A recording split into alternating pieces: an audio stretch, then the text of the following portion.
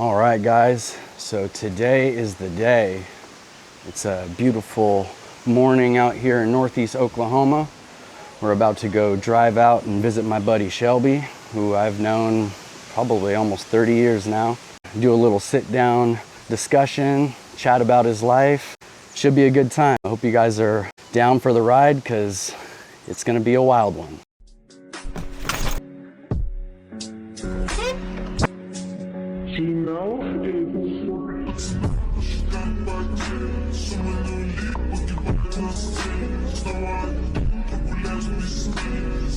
When I look back at the previous life I lived, not many people outwardly showed more humanity than Shelby. In a world full of wolves, he was always kind. I always saw him as a wise older brother just looking out for me, and when he spoke, you listened. Shelby was born into a chaos I couldn't even comprehend, with a resilience most could never carry. When I originally came up with this concept to have these discussions, he was one of the first names that came to mind. These stories are not exaggerated or fabricated in any way whatsoever. This is his story to tell. On today's episode, with Stories from the Street, with Shelby Daly, Part 1. All right, y'all, I think we are just pulling up.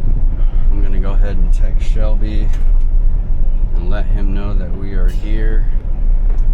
He lives at the end of one of those driveways you feel like you're gonna get shot at, so I just like to give people a heads up. What the fuck is up, brother? What's happening? What you doing? How you doing, man? Good, man. How you doing? Shit, just chilling, you know. I love the Washington place. I love seeing it. That's right, man. We out here now. Hell yeah. You ready to do this shit? Yeah, let's get it. Let's get it, man. Look, the beans are starting to sprout. I think a deer got stuck in here. I let the kids come in to pick tomatoes and they left it open. And I think a deer got in here and it must have freaked out and it couldn't get out. And then like the strawberries ain't growing. We're getting flooded with a ton of water and it's getting hot. Yeah, like the other day, so. I didn't know what it was. Rain comes running in like, Dad, I almost got bit by a snake. I'm like, what? So we come running out here and there's this little snake. He's about that big. I'm trying to figure out how to catch it like this and I'm wearing my flip-flops. And this some bitch jumps around and bit my flip-flop. And I'm like, oh shit. And I kick it and it goes flying. It almost hit my youngest in the head. He's freaking out, Daddy, you almost hit me with the snake.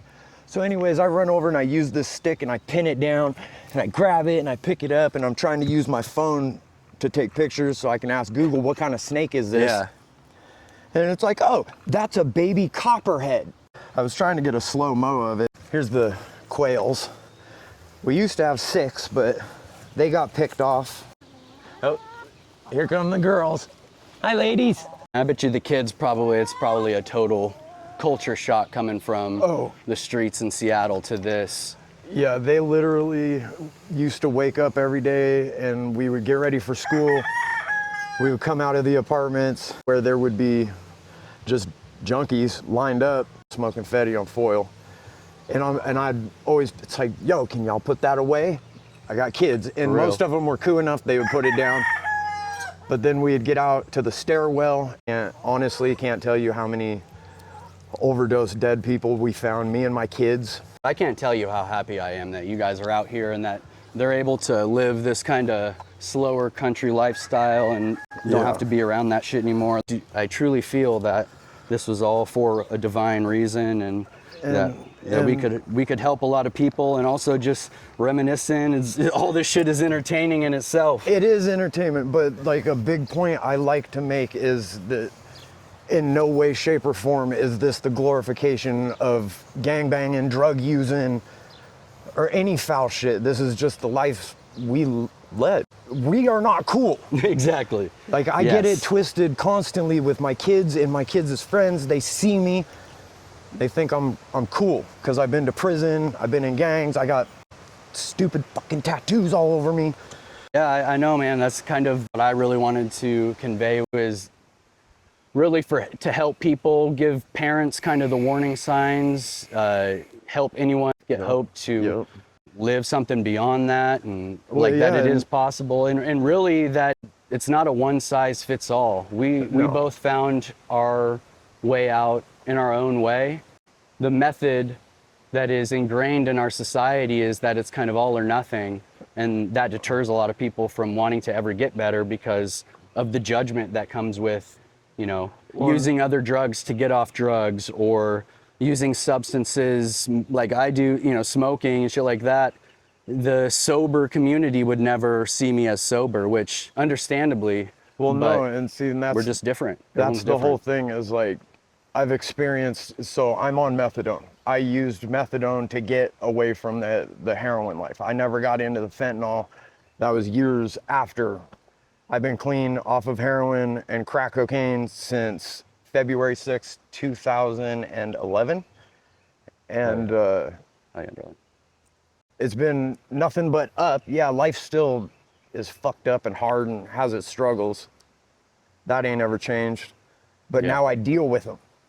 And a big hard part of it is the stigma that is, yes, I had to choose the lesser of two evils because I had to accept that just, unfortunately, opiates are a part of me. Right.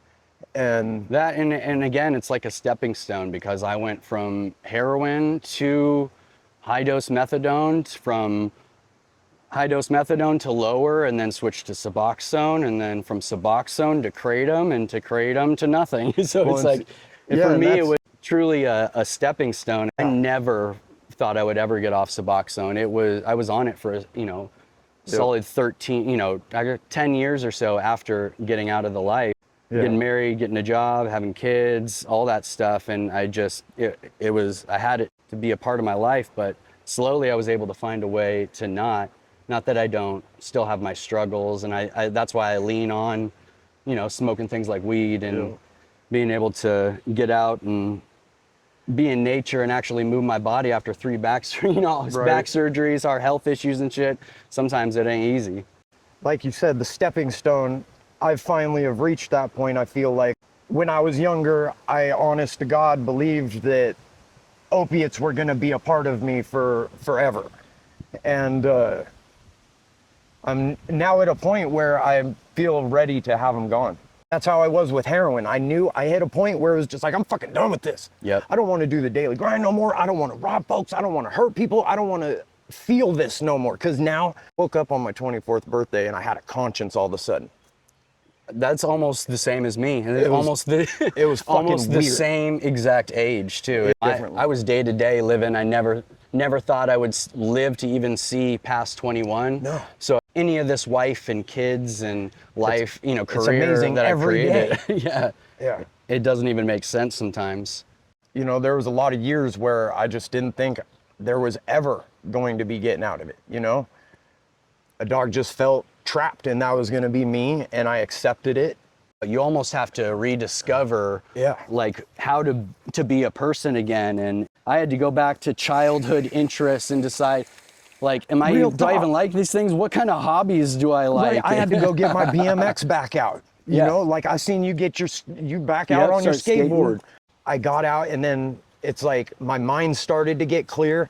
And after 2 years of being on just methadone and not having to do the daily grind no more, man, my brain is fucked up. And I went and I put myself into mental health counseling. I have a plethora of health problems from my years of abuse, and it made me who I am today.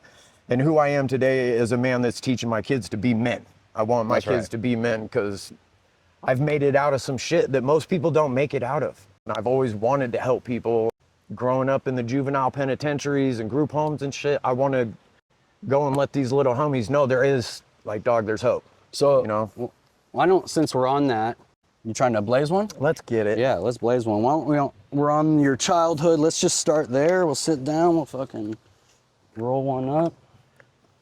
Look at me and my youngest. Whoa, that's wild. That's the Shelby I remember, that baby-faced Shelby in 7th grade. First time I met this guy was in 7th grade. We had both been in suspension for the last day of school, and they were pretty cool. They were letting us just roam around, and I walk up, I see this kid hunched over at his desk drawing. I'm like, this kind of mosey over and look down, and he's drawing a picture of the school burning to the ground. I just start busting up laughing. I'm like, what the fuck are you doing, dog? He's like, fuck this place, dude. We both just start laughing, and we've been pretty much homies ever since. Yeah, he's seen Off that and and was on. like, oh yeah, we can be friends. But that's kind of also the cool part about doing this together is we knew each other like way early in life, and then we lost contact for quite a few years. You went off and did your own thing, like tons of our other homies.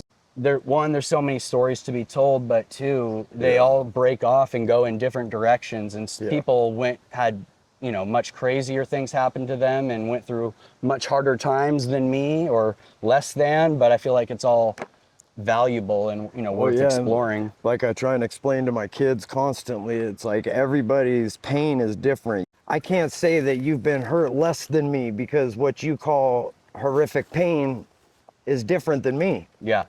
So it's like, who am I to say that your pain is anything less than mine? Yeah, absolutely. If you haven't been through some of the things that I or you or other people have been through, it's hard to understand. Yeah. And that's another goal with this is, I know at least for my wife and my family, this has been a way for them to understand me better, understand where I'm coming from, understand the struggles that I still have in my life, because it's definitely everlasting, but I haven't been through what you've been through, and there's other people who've been through things that you haven't been through. So, I think through just talking about them helps you, helps me, helps other people. And that's really why I wanted to do this, because who else? No one else is doing it. Maple Valley is a wild fucking area for the amount of crime that was in that small town, all across the board, from drug dealing to armed robberies, burglaries, murders, kidnapping. There's a bunch of shit about you I don't even know, like where you went, where you ended up. Let's jump into it, man. First off, I kind of wanted to start each of these that I want to do in the future with a gift. We only got a few of these printed, so anyone who does one of the interviews is gonna get one of these bad motherfuckers right there. Thank you, dog. I was literally just looking at yours like, dog, that is a sick fucking cap. I love that. Hell yeah, man. Thank you, dog. Hell yeah, bro. Absolutely. Right now, we'll dive into your early life, but I could never understand some of those early things that you went through, because they didn't happen to me. I'm equally as interested to know like how you even make your way through some of those things. So where did you grow up? Well, so I was born in Tucson, Arizona. I lived there for a handful of years till I was maybe like 5 or 6, and then we came up to Spokane, Washington. My dad was working for the cartels. He was a trucker, and he worked for the Sinaloa cartel. And shit. he was bringing... See, I didn't know that. He was bringing cocaine. That's why I was born in Tucson, Arizona. And he was bringing cocaine across the border. He would find a poor family, and he would buy them a little truck and a camper and offer to bring him to America and let him live on his land and work for him. And he would hide like a kilo in the camper in a real stupid, obvious spot. And he would follow it. Mind you, this was back in the 80s, early 80s. And he would follow, well, he was doing this back in the 70s, but it all came to a head in the 80s. He would follow the camper through the border. They would get popped, and he was behind them in an 18-wheeler with a lot. And then he would come through. I don't know what he did. He ripped off somebody in the cartel or pissed somebody off. One day they came and kicked in our door, and it was just me, my mom, and my big sister. My mom hid under the bed with me and my sister, and they just went through the house looking for my dad and looking for us, I imagine. My dad came home later, thought that my mom told the cartel something because he didn't think that we should have been alive.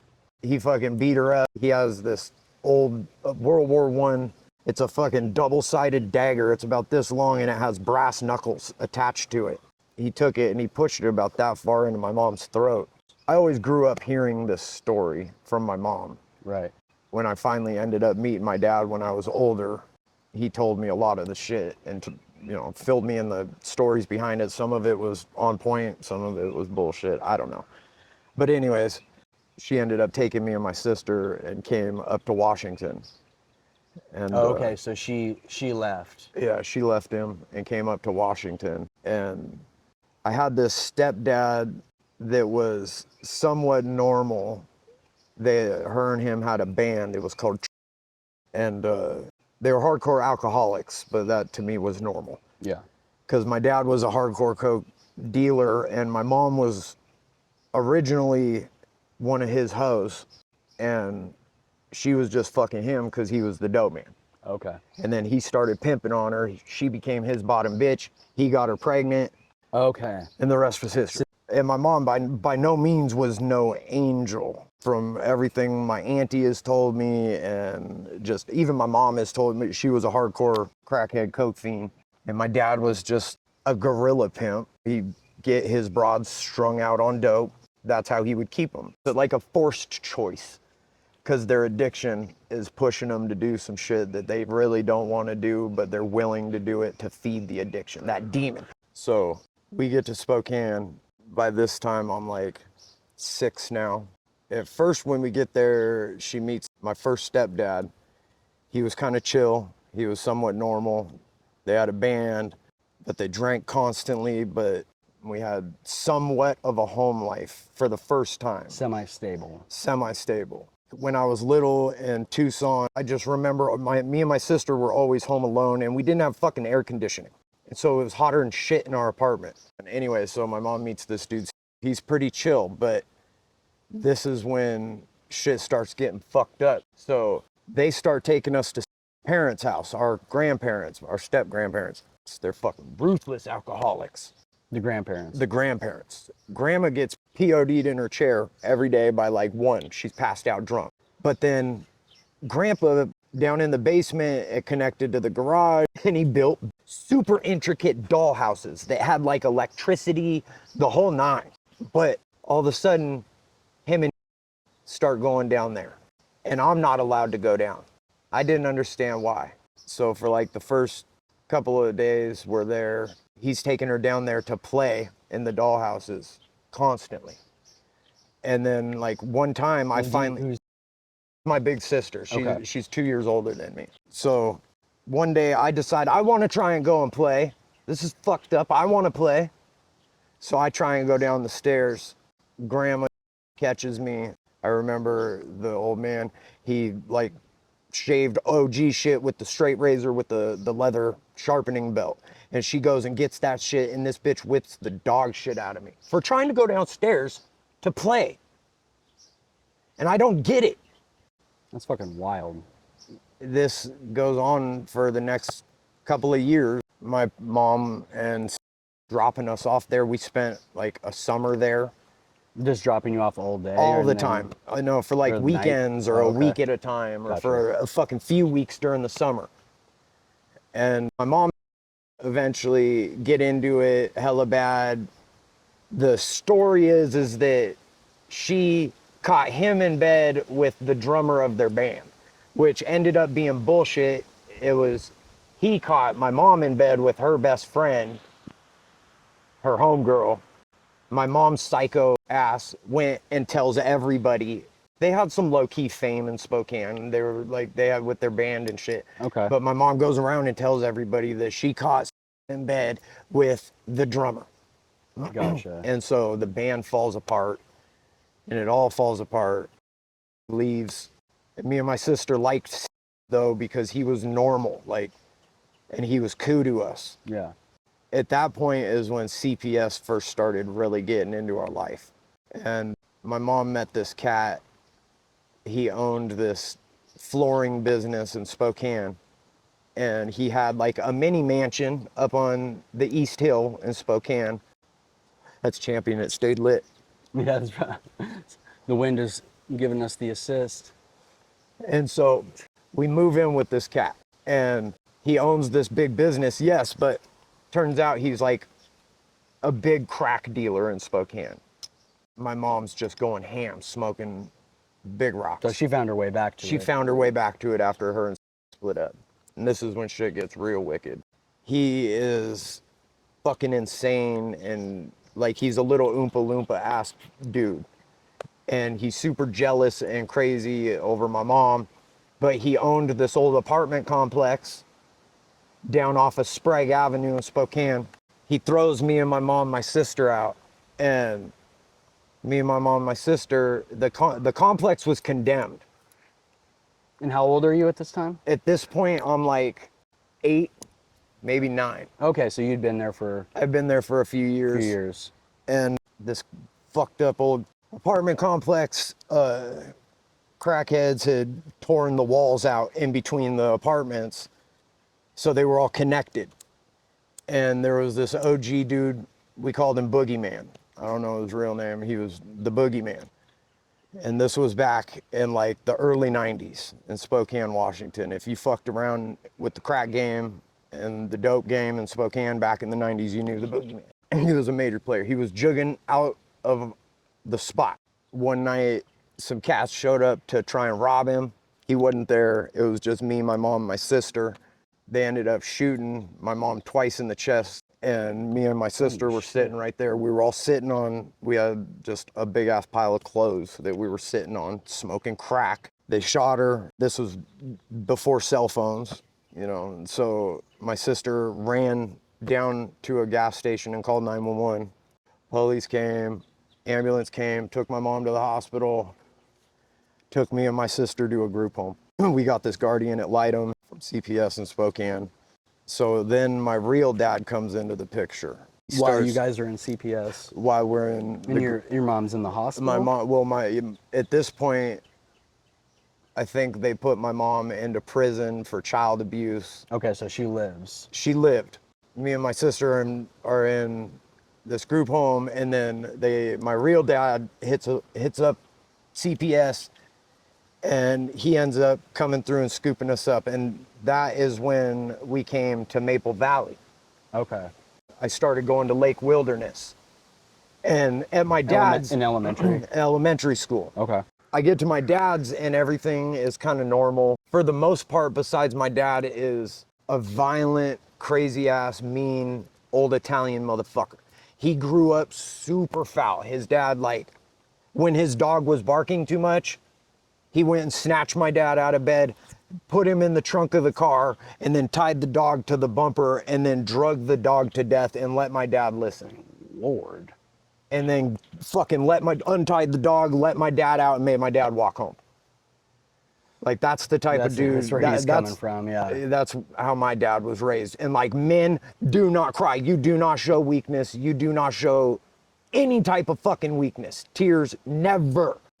But I've always had big empathy for the most part, because I didn't want to be like that. My dad, my sister, and I have a half big brother. His name's Jason.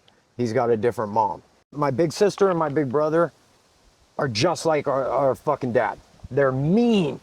We get to Maple Valley, and come to find out my dad has an affinity for beating women and children. He's a fucking tough guy, only when it comes to women and children. Right. As a lot of fucking men are. Who like to do that, yeah. Mm-hmm. So at this point, we're in Maple Valley. My dad, he likes to beat on us, but because my stepmom hates, so she's got 3 kids. My dad has me, my sister, and my big brother. Oh, okay. But my big brother is now like 17, 18. So he's out doing his own shit, causing trouble, going to prison. He shot somebody out in, I think, Ellensburg. This was back in probably like 91, and pulled a shotgun on somebody and blasted him and went to fucking prison. They didn't die, but he fucked him up. I think it was attempted murder. Yeah. So my dad's a raging fucking, just like angeraholic. So was he using? No. Or he's just, he just smokes weed. That's just who he is. But he's also a nudist.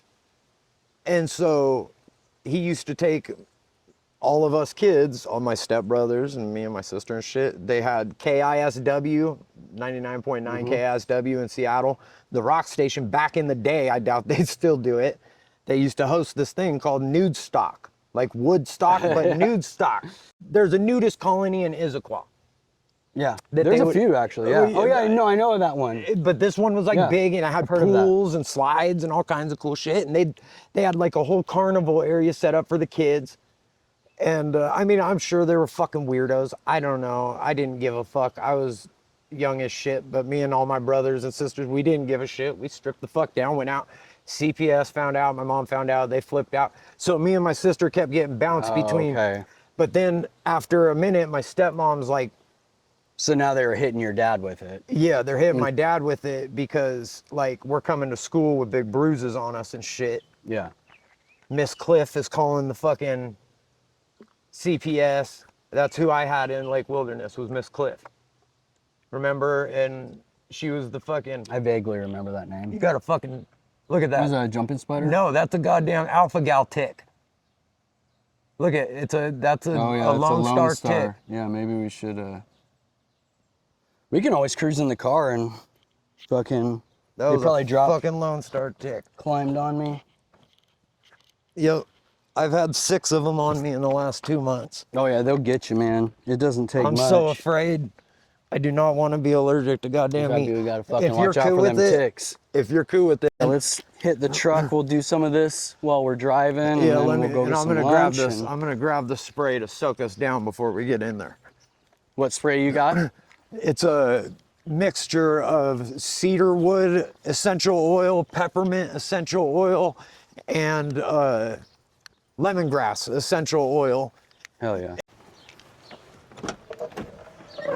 Here, let me get that shit out of here. Yeah, let's jump back into it. Yeah, for sure. So, I think I was talking about this cat was mine and my sister's guardian at Lightham.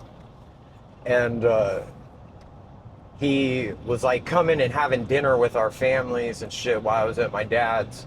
Hella weird, uncomfortable shit. And then, like, mind you, my mom is in Spokane being a genuine crack whore. And Okay, so she was still out there. yeah. This dude, all of a sudden, one day, me and my sister are at school. She's older, she's at junior high or whatever the fuck. She was at Tahoma.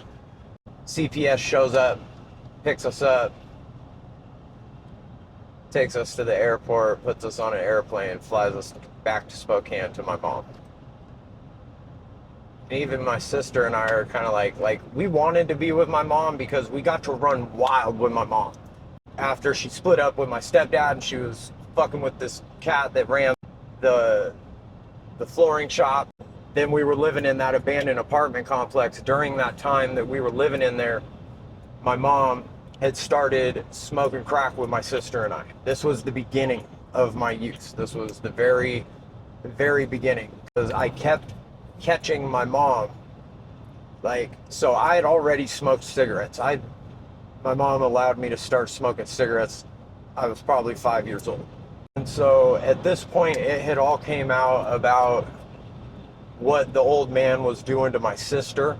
My sister was super fucked up now from being, so this old man was my sister when she was a little girl. And And this is the people that. this is my step grandparents, parents.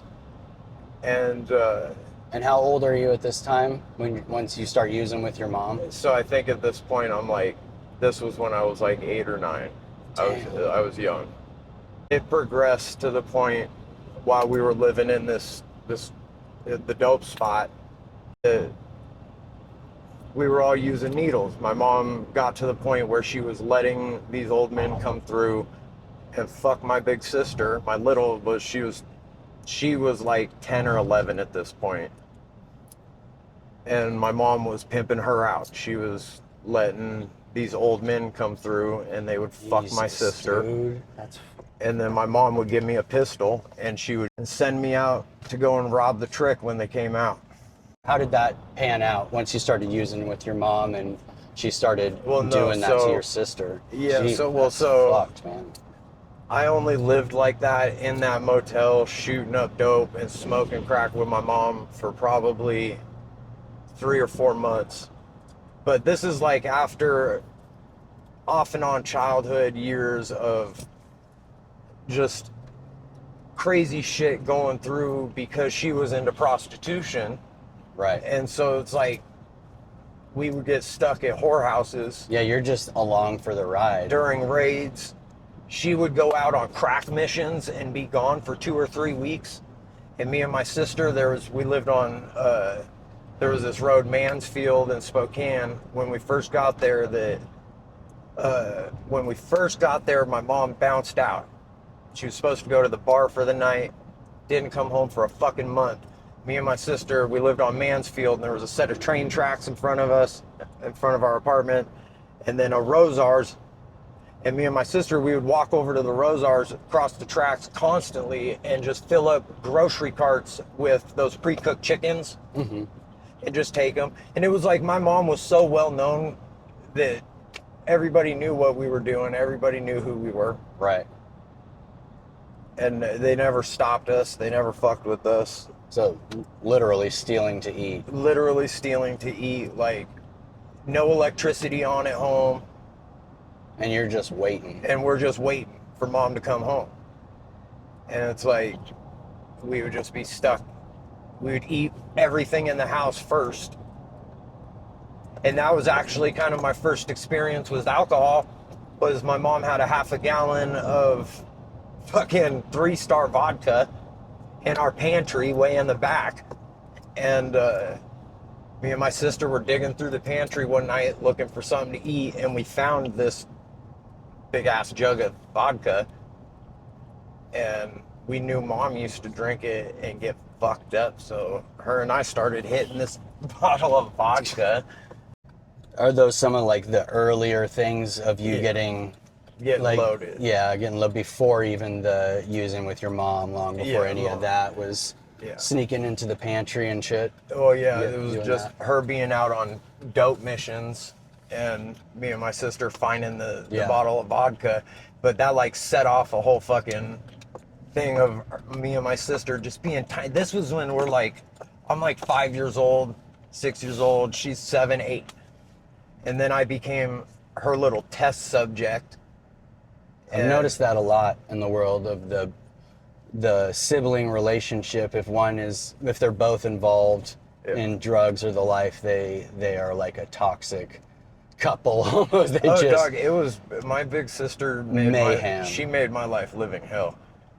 Her and her friends used to tie me to chairs, and they would tie me to a fucking chair and put me in a closet, turn off all the lights, put me in the closet, and turn on Sounds of Halloween tapes. You know, just people like sounds of people being murdered and fucking dogs howling. And this was when I was real little. And my parents, my mom, they would always be out drinking and getting shit housed with their homies, so they couldn't hear me screaming. Just got to the point where my sister was so fucked up, my mom wouldn't believe the shit she was doing to me. And so I would end up getting in trouble for, it sounded like I'm making shit up, but like she would come up and soak me with hairspray and then light me on fire. That was one of her favorites. You're gonna break in no direction. So it's not even like you and your siblings are clinging on to each other in chaos and like, you know, comforting each other. You're just going after each other just as hard. It was just, and just or me you cowering after in the, you. it Yeah, was just rather. me cowering in the, I was the baby of the family. Yeah, my sister, she was a fucking nightmare, but she got fucked up bad. So my mom, we find out my mom is fucking the guardian ad litem. That's how this dude, every little thing, he is able to just yoink us from my dad. She kind of had sway over him. Yeah, exactly. Yeah. We'd be at my dad's, and even though she was pissing dirty and just being horrible. Covering for her too. Yeah, exactly. In that sense.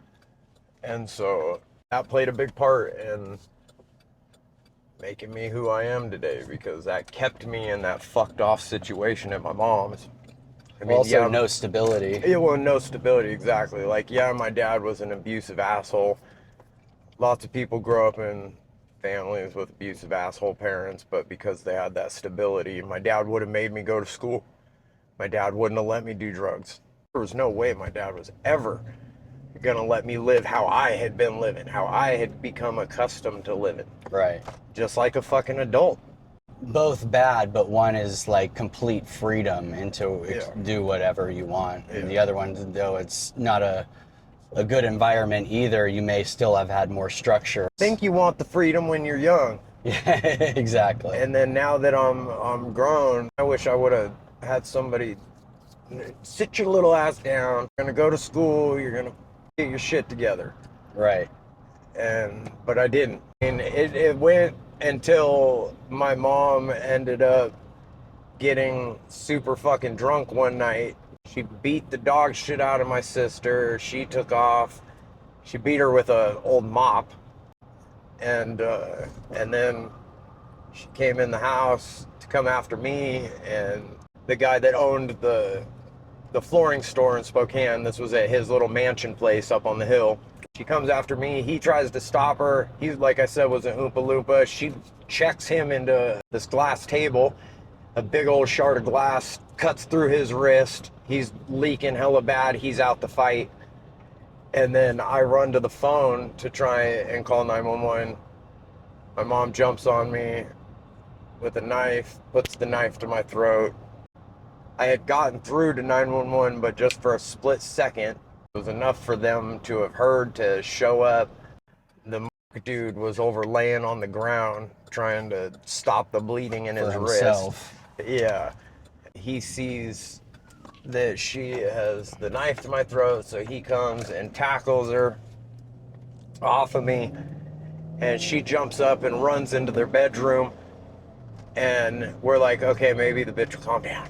But then he's like, oh shit, my guns. Sure as shit, we run back there. He kicks the door open, and she's got a gun to her head.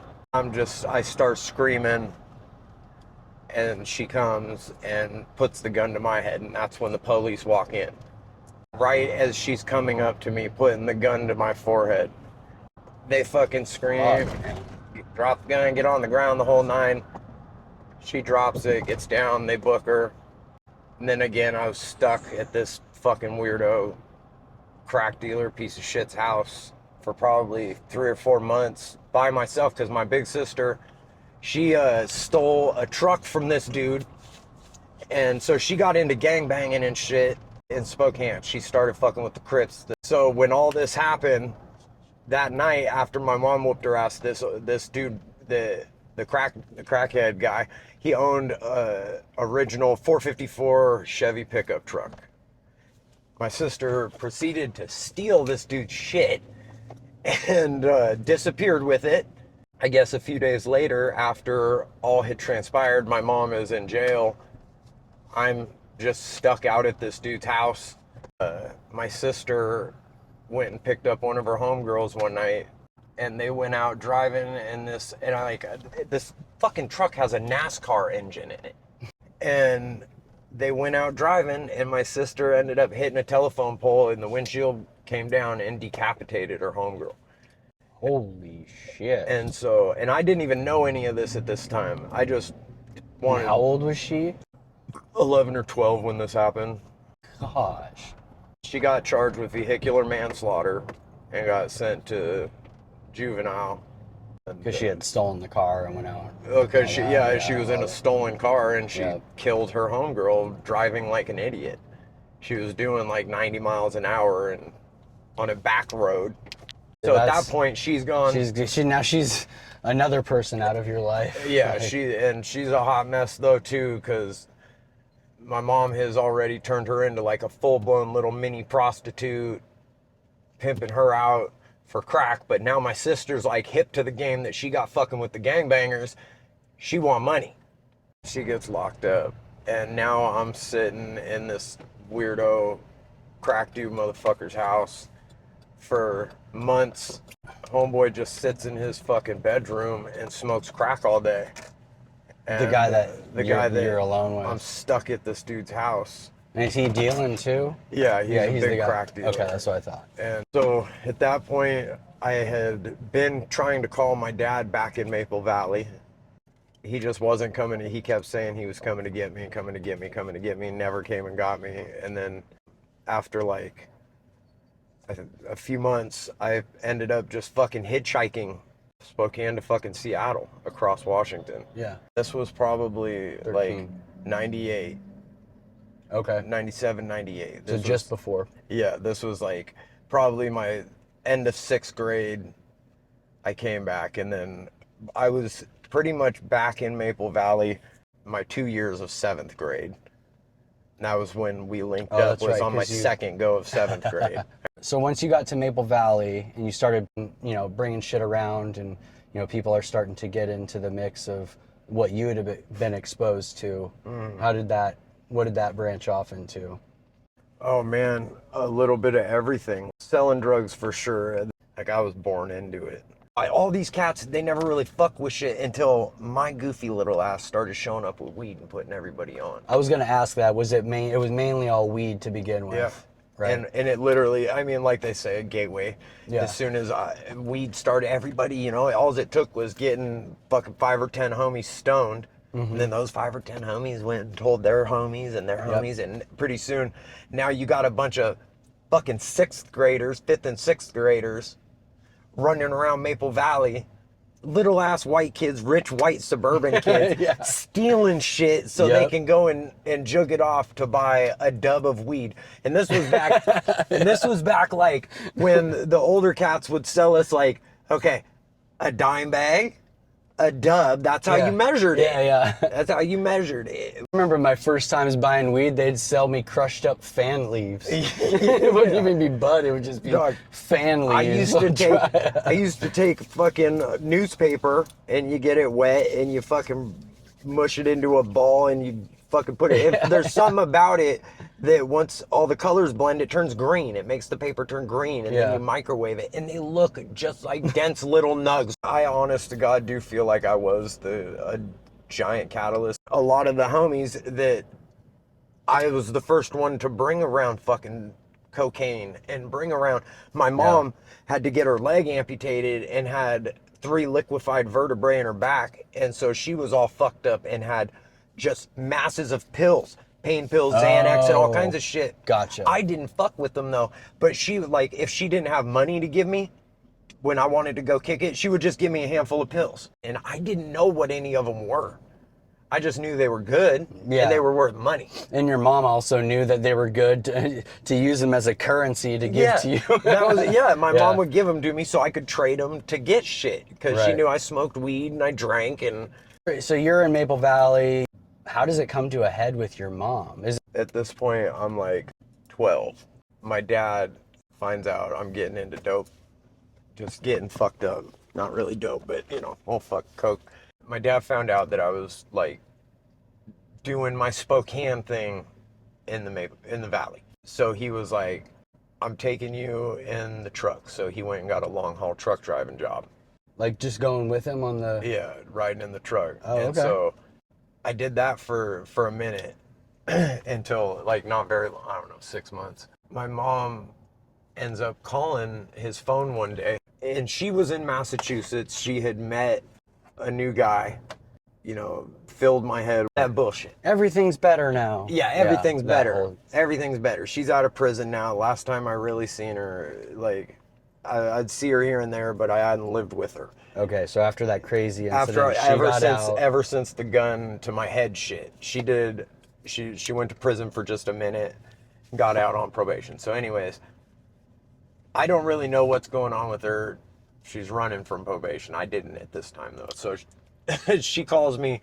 She's like, I'm in Massachusetts. I met this new guy. So I'm like, I'm a mama's boy. I know mama lets me do whatever the fuck I want.